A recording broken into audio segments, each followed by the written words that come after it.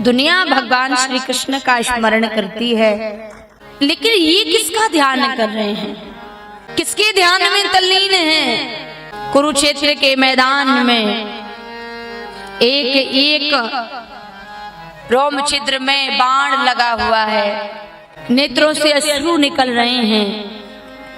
भगवान कृष्ण को याद करके जो रो रहे हैं, बाणों की सैया जिनको मिली है, ऐसे भीष्म पितामह का ध्यान भगवान कृष्ण कर रहे हैं। धन्य है नाथ, आप ध्यान कर रहे हैं। चलिए हम आपको भीष्म पितामह का दर्शन कराने के लिए चलते हैं। द्रौपदी, पांडव इत्यादि कुंती माँ के साथ पहुंचे।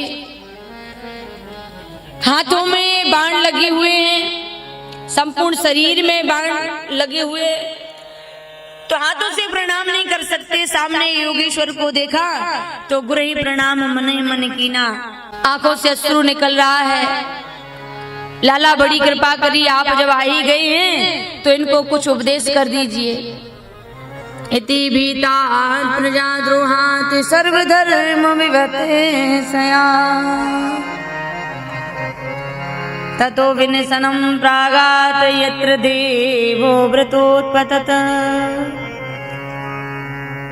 श्री भीष्म पितामह की संपूर्ण जीवन के इतिहास को देखा जाए तो कोई भी पाप कर्म नहीं किया था इतना बड़ा कि उनको बाणों की सैया प्राप्त होती। लेकिन यहाँ जो भगवान कृष्ण ने कहा, बाबा इनको कुछ उपदेश कर दो, सामने तो देखो कौन है।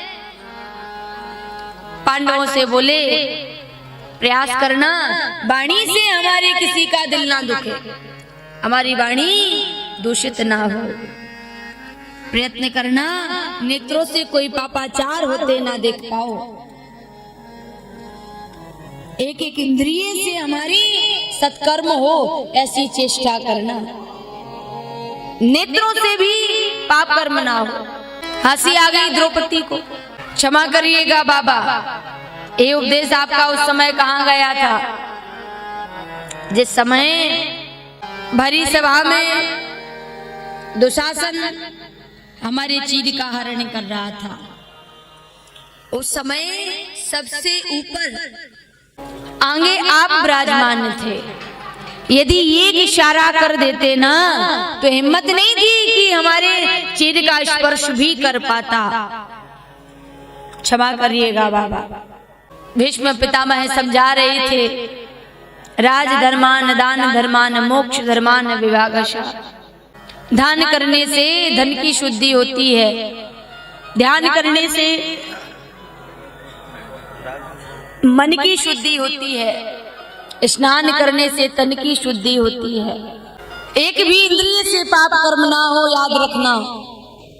लेकिन बेटा मैंने दुर्योधन के दूषित अन्न को खाया था और उस अन्न से बना हुआ जो रक्त था अब वह निकल चुका है। मेरी मति बिगड़ गई थी, मन दूषित हो चुका था। क्षमा करिएगा, अब मेरा मन निर्मल हो गया। उपदेश करिए। बाबा ने बहुत समझाया पांडवों को। कहा पांडवों के राजा परीक्षित के भगवान श्री कृष्ण से 3 संबंध थे। पहला जो परीक्षित की दादी थी सुभद्रा, भगवान श्री कृष्ण की बहन थी। पांडव वंश के रक्षक भगवान श्री कृष्ण थे। और तीसरा जीवात्मा अंशी है और परमात्मा अंश है। ईश्वर अंश, जीव अविनाशी। तो प्रत्येक व्यक्ति के भगवान से यही 3 संबंध हैं।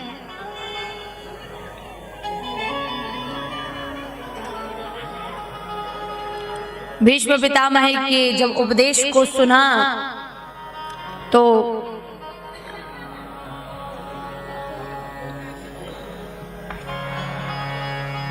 भगवान श्री कृष्ण बड़े प्रसन्न हो रहे हैं कि आप उपदेश कर रहे हैं। जीवन के इतिहास में कोई पाप कर्म नहीं था ऐसा, लेकिन एक ऐसा कर्म बना भीष्म के जीवन का। यह देवव्रत नाम के राजा थे, विवाह नहीं किया, अक्षय मृत्यु का वरदान भी जिनको प्राप्त था। एक बार सुदूर जंगल में शिकार करने जा रहे थे, देखा सामने में एक अधमरा सर्प पड़ा है, उसको उठा करके तीर की नोक से कांटों की झाड़ियों में फेंक दिया, शाप दे दिया, हमें कांटों की सैया मिली है भीष्म, एक दिन तुम्हें बाणों की सैया मिलेगी। एक यही पाप कर्म था। मन में यह संकल्प लिया कि जीवन में यदि कोई अधर्म हमारे सामने हो रहा है तो उसको रोकने का प्रयत्न करना चाहिए। कोई पथभ्रष्ट हो रहा है, आपका दायित्व बनता है आप उसको अच्छा रास्ता दिखावें, समझावें।